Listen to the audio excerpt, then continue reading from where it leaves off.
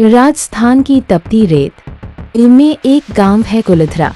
दिन में यह गांव सिर्फ टूटी फूटी हवेलियों का ढेर सा लगता है।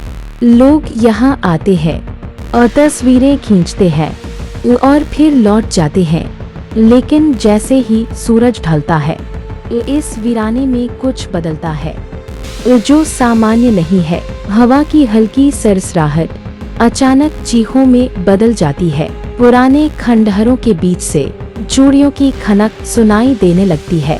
कोई अनजाना बच्चा रोता है। स्वागत है आपका रहस्यमयी काली दुनिया पर।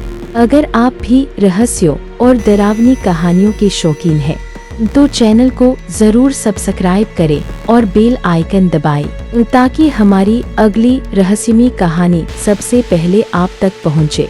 पर दिखाई नहीं देता और कई बार लोगों को ऐसा महसूस हुआ है जैसे कोई अदृश्य परछाई उनके पीछे पीछे चल रही हो। यही कारण है कि लोग आज भी पूछते हैं, आखिर क्यों पूरा गांव एक ही रात में खाली हो गया और क्यों कोई भी यहाँ टिक नहीं पाता। कुलधरा सिर्फ गांव नहीं था, बल्कि संस्कृति, मेहनत और समर्पण की एक मिसाल था। लेकिन समृद्धि अक्सर लालच और बुरी नजर को खींच ही लेती है। करीब 500 साल पहले पलीवाल ब्राह्मणों ने गांव बसाया। रेगिस्तान जैसी कठिन जमीन उन्होंने पानी का प्रबंधन किया, कुएं बनाए और खेती संभव कर दिखाई। गांव में चौड़ी गलियां थी, हवेलियां थी, मंदिर थे और समृद्धि हर ओर थी। उस समय जैसलमेर का शासक था सलीम सिंह, जिसे लोग जालिम सिंह भी कहते थे। वह अपनी क्रूरता और हवस के लिए कुख्यात था। कहा जाता है कि उसकी नजर गांव के मुखिया की बेटी पर पड़ी। उसकी सुंदरता के चर्चे पूरे इलाके में थे। सलीम सिंह ने उसे पाने का निश्चय किया और गांव वालों को आदेश दिया कि लड़की उसे सौंप दी जाए।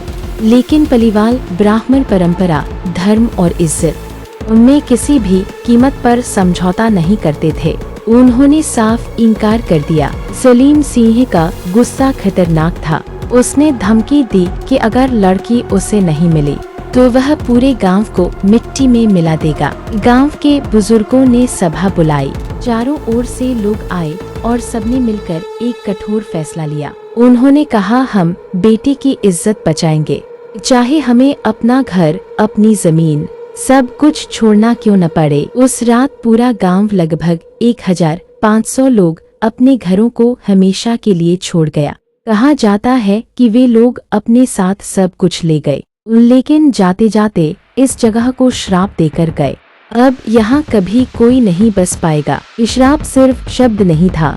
आज तक कुलधरा में कोई बस नहीं पाया।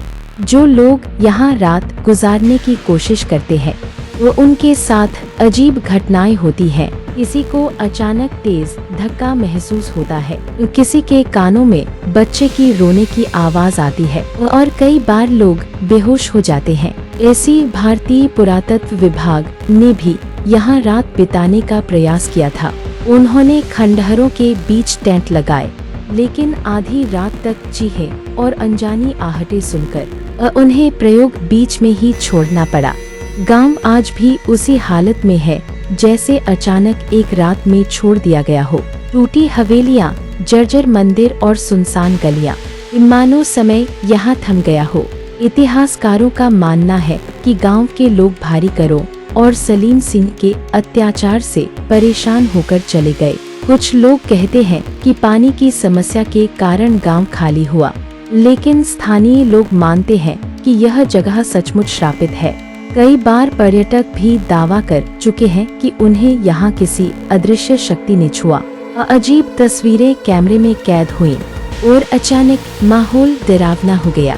यानी सच्चाई और अफवाह के बीच की रेखा आज भी धुंधली है। तो दोस्तों, यह थी कुलधरा गांव की रहस्यमयी कहानी। लेकिन जो भी हो, अगर कभी आप जैसलमेर जाए और रात के समय कुलधरा की सुनसान गलियों में कदम रखे, तो शायद आपको भी वो चीखें सुनाई दे, वो चूड़ियों की खनक महसूस हो और वो अदृश्य परछाई आपके पीछे पीछे चलने लगे। जिंदा है। आज भी सवाल वही है, क्या सचमुच बलीवाल ब्राह्मणों का श्राप इस गांव को बर्बाद कर गया, या फिर यह महज इतिहास का एक काला सच है जिसे लोगों ने डर और रहस्य का रंग दे दिया।